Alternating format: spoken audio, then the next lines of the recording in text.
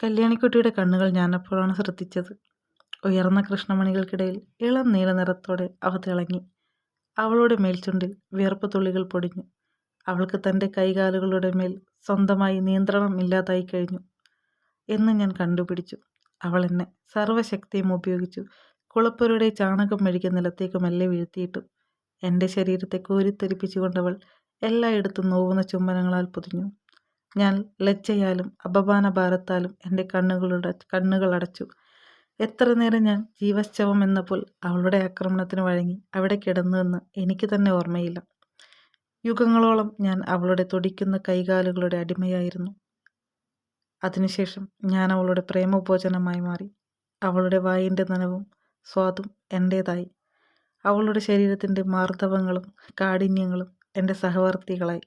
ഒടുവിൽ ഞങ്ങളെ അകറ്റുവാൻ മറ്റൊരു മാർഗവും കാണാതെ അമ്മ എന്നെ ധനികനും വിദ്യാസമ്പന്നനുമായ ഒരു ബന്ധുവിന് കല്യാണം കഴിപ്പിച്ചു കൊടുത്തു.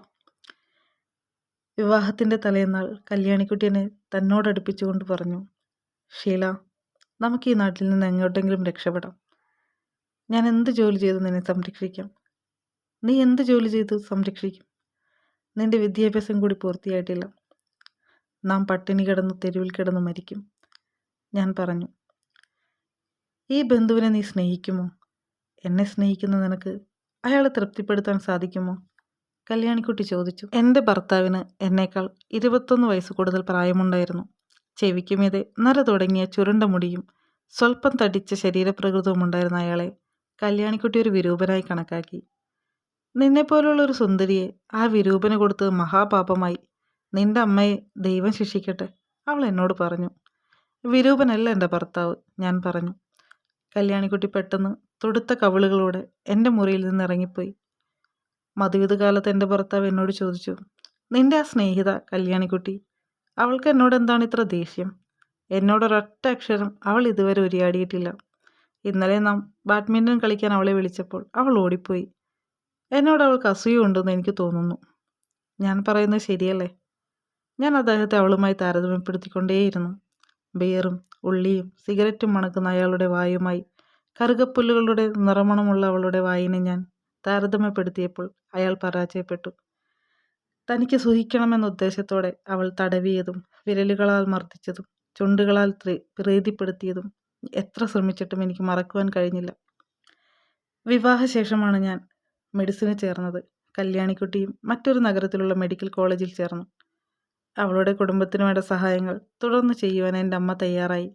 ഞാൻ അതേപ്പറ്റി ഒരിക്കൽ ചോദിച്ചപ്പോൾ അമ്മ പറഞ്ഞു, നിന്റെ അച്ഛനാണ് അവരെ സംരക്ഷിക്കുന്നത്. എൻ്റെ അവസാനത്തെ ദിവസം വരെ ഞാനിത് തുടരും. നീ ഡോക്ടറാവാൻ നിശ്ചയിച്ചു. കല്യാണിക്കുട്ടിക്കും ഡോക്ടറാവാൻ മോഹമുണ്ടാവും. അവളും പഠിച്ചൊരു ഡോക്ടറായി വരട്ടെ. പിന്നീട് ആ വിഷയത്തെപ്പറ്റി ഞാൻ അമ്മയോട് സംസാരിച്ചില്ല. അമ്മയുടെ തീരുമാനങ്ങളിൽ മാറ്റം വരുത്താൻ ആരും ശ്രമിക്കുന്നതും അമ്മയ്ക്ക് വെറുപ്പായിരുന്നു. അച്ഛൻ ചെയ്തു പോയിരുന്ന കർമ്മങ്ങൾ തുടർന്നു പോകാൻ അവർ ആഗ്രഹിച്ചു. കർക്കിടക മാസത്തിൽ സാധുക്കൾക്ക് കഞ്ഞി ഒഴിച്ചു കൊടുക്കുക, ദരിദ്രരായ ബാലികാബാലന്മാർക്ക് സ്കൂൾ പുസ്തകങ്ങൾ വാങ്ങിക്കൊടുക്കുക, തിരുവാതിരയ്ക്ക് വൃദ്ധന്മാർക്കും വൃദ്ധകൾക്കും കരിമ്പടങ്ങൾ സമ്മാനിക്കുക മുതലായ കാര്യങ്ങൾ അമ്മയും അനുഷ്ഠിച്ചു പോന്നു. ഒരിക്കൽ കല്യാണിക്കുട്ടി പറഞ്ഞു, ഷീല, എനിക്കൊരു തോന്നൽ. നിന്റെ അച്ഛൻ എൻ്റെയും അച്ഛനായിരിക്കുമെന്ന്. അദ്ദേഹത്തിൻ്റെ മുഖച്ഛായ എനിക്കുമില്ലേ? ആ നിറം, ആ നുണക്കുഴികൾ. ചീ, അസംബന്ധം പറയരുത്. എൻ്റെ അച്ഛൻ ഒരിക്കലും മറ്റൊരാളുടെ ഭാര്യയെ സ്പർശിച്ചിട്ടില്ല. അച്ഛൻ സ്വാത്വികനായിരുന്നു, ദൈവഭക്തനായിരുന്നു, ഞാൻ പറഞ്ഞു. ഞാൻ അദ്ദേഹത്തെ അപമാനിക്കുകയല്ല ഷീല. അദ്ദേഹം എനിക്കായി ഇത്രയധികം പണം ചെലവാക്കിയതിൻ്റെ യഥാർത്ഥ കാരണം അന്വേഷിക്കുകയായിരുന്നു. പലപ്പോഴും എനിക്ക് തോന്നിയിട്ടുള്ളൊരു സംശയം നീയായി പങ്കിട്ടു, അത്രമാത്രം. പിന്നീട് ഞങ്ങൾ വർഷത്തിലൊരിക്കലോ 2 തവണ മാത്രമോ അന്യോന്യം കണ്ടു. അവൾ സുധാകരനെ വിവാഹം ചെയ്ത് ഞങ്ങളുടെ നഗരത്തിൽ താമസിക്കാനെത്തിയപ്പോൾ വീണ്ടും അവൾ എൻ്റെ സുഹൃത്ത് വലയത്തിൽ പ്രവേശിച്ചു. സുധാകരൻ അവളെപ്പോലെ തന്നെ ഒരു ഡോക്ടറായിരുന്നു. ആരോഗ്യ ദൃഢഗാത്രനും യുവാവും സുന്ദരനുമായൊരു ഭർത്താവിനെ കിട്ടിയതിൽ കല്യാണിക്കുട്ടി അഭിമാനം പ്രകടിപ്പിച്ചില്ല. ഒരിക്കൽ വിവാഹ ജീവിതത്തെപ്പറ്റി അവളുടെ അഭിപ്രായം ആരാഞ്ഞപ്പോൾ അവൾ പറഞ്ഞു, രാത്രികളാണ് സഹിക്കാൻ വയ്യാത്തത്. അയാൾ എൻ്റെ ആരോഗ്യത്തെ കെടുത്തുന്നു. നിനക്ക് സുധാകരനോട് അശേഷം സ്നേഹമില്ലേ എന്നെനിക്ക് തോന്നുന്നു. വാസ്തവത്തിൽ നീ അയാളെ വിവാഹം ചെയ്തത് നിനക്കൊരു സാമ്പത്തിക സുരക്ഷിതത്വം നേടിയെടുക്കാൻ മാത്രമായിരുന്നു.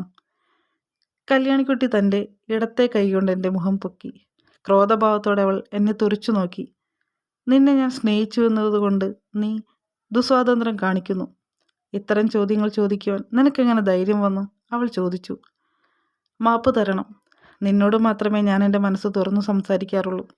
ഞാൻ പറഞ്ഞു. അവളുടെ കൈവിരലുകൾ എൻ്റെ കവിളുകളെ ഞെരുക്കി നോവിപ്പിച്ചു. ഒരു പുരുഷ ശരീരം കാണുമ്പോഴേക്കും വിവശയായി കീഴടങ്ങുന്നവളല്ല ഞാൻ, അവൾ പറഞ്ഞു. ശരീരത്തെപ്പറ്റി ഞാനൊന്നും പറഞ്ഞില്ല. വിവാഹത്തെപ്പറ്റിയാണ് ഞാൻ ചോദിച്ചത്.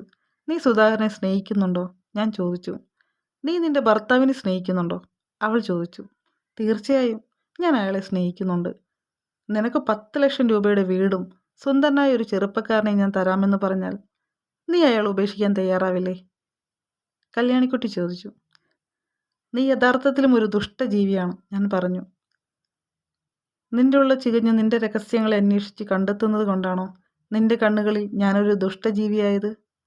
നീ ആരാണെന്ന് എനിക്കറിയാം. എനിക്കറിയാമെന്ന് നിനക്കും അറിയാം. എനിക്കറിയാമെന്നതും നിനക്കറിയാമെന്ന് എനിക്കറിയാം, അവൾ ചിരിച്ചുകൊണ്ട് പറഞ്ഞു. പിന്നീട് ഞാൻ അവളെ കണ്ടത് എൻ്റെ ഡിസ്പെൻസറിയിൽ വെച്ചാണ്.